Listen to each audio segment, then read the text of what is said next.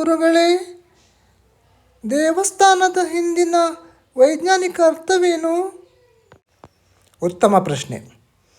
ಊರಿಗೊಂದು ದೇವರ ರಚನೆ ಹಾಗೂ ಹಬ್ಬ, ಜಾತ್ರೆಗಳು, ಈ ಎಲ್ಲ ರಚನೆಗಳು ಆಗಿನ ಕಾಲದ ಆಡಳಿತಾತ್ಮಕ ದೃಷ್ಟಿಯಿಂದ ಮಾಡಲಾಗಿತ್ತು. ಆರ್ಥಿಕ ಪರಿಸ್ಥಿತಿಯನ್ನು ದೇವಸ್ಥಾನಗಳೊಂದಿಗೆ ಮುಡಿಹಾಕಲಾಗಿತ್ತು. ಆದರೆ ಮನುಷ್ಯ ಮೂಲ ಕಾರಣ ತಿಳಿಯದೆ, ನಿಜವನ್ನು ಅರಿಯದೆ, ಭಕ್ತಿ ಹೆಸರಲ್ಲಿ ಮೂಢನಂಬಿಕೆಯತ್ತ ವಾಲಿದ.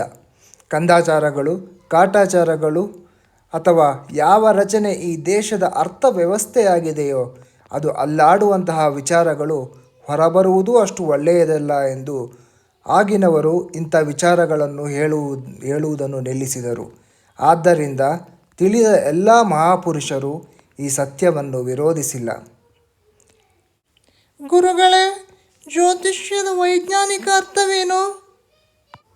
ಉತ್ತಮ ಪ್ರಶ್ನೆ. ಗ್ರಹಗತಿಗಳ ಚಲನೆಯಿಂದ ನಮ್ಮ ಬದುಕಿನ ಮೇಲಾಗುವ ಪರಿಣಾಮಗಳು, ಅವುಗಳ ಪ್ರಭಾವ, ಏರುಪೇರುಗಳನ್ನು, ಅದರ ಪರಿಣಾಮಗಳನ್ನು ಹುಟ್ಟಿದಗಳಿಗೆ ಆಧಾರದಿಂದ ವಿವರಿಸುವುದೇ ಜ್ಯೋತಿಷ್ಯ. ವೇದದಲ್ಲಿ ಇದೆ. ಜ್ಯೋತಿಷ್ಯ ಶಾಸ್ತ್ರ ಇರುವುದು ನಿಜ. ಅದು ವೇದಗಳ ಒಂದು ಅಂಗ. ಜ್ಯೋತಿ ಎಂದರೆ ಬೆಳಕು.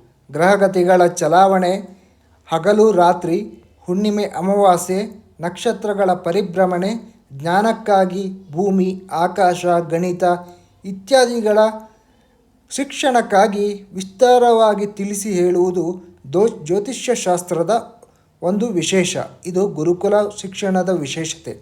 ಅದು ಬಿಟ್ಟು ಕಷ್ಟ ಸುಖಗಳ, ಮಾನವನ ವೈಯಕ್ತಿಕ ವಿಷಯಗಳ ಬಗ್ಗೆ ಇದರಲ್ಲಿ ಏನೂ ಹೇಳಿಲ್ಲ. ನಿಖರವಾಗಿ ಹೇಳಲೂ ಸಾಧ್ಯವಿಲ್ಲ. ಕಾರಣ, ವೈಯಕ್ತಿಕ ಜೀವನದ ಕಷ್ಟ ಸುಖಗಳು ಕರ್ಮದ ಮೇಲೆ ಆಧರಿಸುತ್ತದೆ.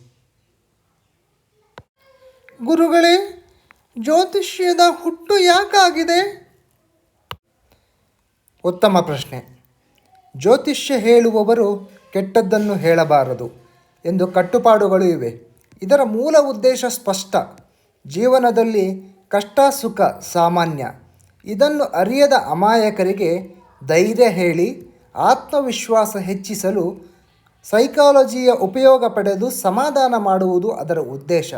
ನಂತರ ಅಲ್ಪಜ್ಞಾನಿಗಳು ಅದರ ದಾರಿ ತಪ್ಪಿಸಿ ಕಲ್ಪನೆ ಪುರಾಣಗಳ ಕಾರಣ ಕೊಟ್ಟು ಇದನ್ನು ದುರುಪಯೋಗ ಮಾಡಿಕೊಂಡು ಜನರನ್ನು ದಾರಿ ತಪ್ಪಿಸುತ್ತಾ ಬಂದರು. ಇದು ಕಟು ಸತ್ಯ.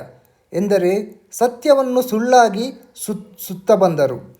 ಒಂದು ವೈಜ್ಞಾನಿಕ ಕಾರಣವೆಂದರೆ ಖಗೋಳಶಾಸ್ತ್ರ, ಆಯುರ್ವೇದಗಳು ಇತ್ಯಾದಿಗಳನ್ನು ವೈಜ್ಞಾನಿಕ ಶಾಸ್ತ್ರಗಳನ್ನಾಗಿ ರಚಿಸಲಾಗಿದೆ.